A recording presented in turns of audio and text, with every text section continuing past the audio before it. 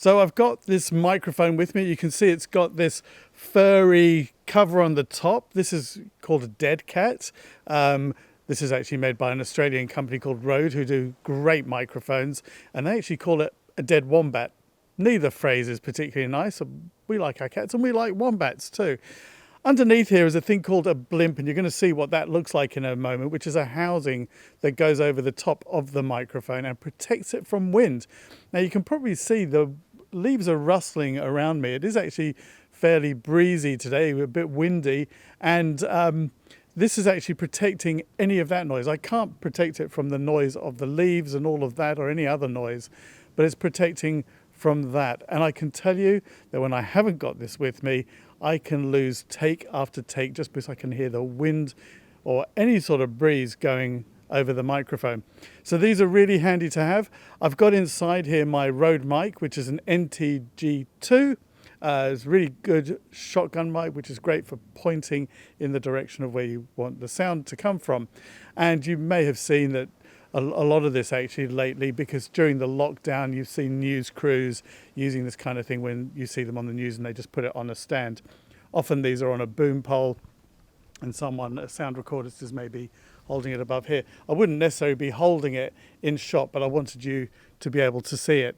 So as I said, inside here you've got that microphone, and I've got 3 different recordings here. You can hear the difference. So the first one is, which you're going to see right now, has got absolutely nothing. It's just the microphone.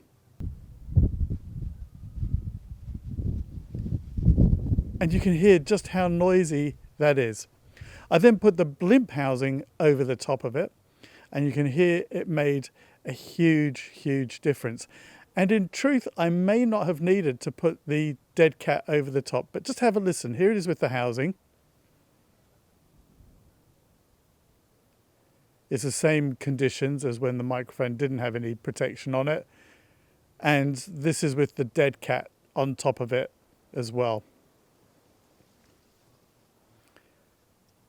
It's pretty great, isn't it? I mean, I've seen these being used in very windy conditions and then you just don't hear the wind banging against it. So if you are filming and you want to use something to protect your microphone, this is the way to go. I've got a link below so you can actually go and check that out, and I would highly recommend it. Now, the other thing that I do is if I'm using radio mics, you can put little windshields on them to actually protect those as well. They can be sort of effective, but this is most effective, and you sort of get very fluffy windshields for radio mics, and you know they're very obviously in shot.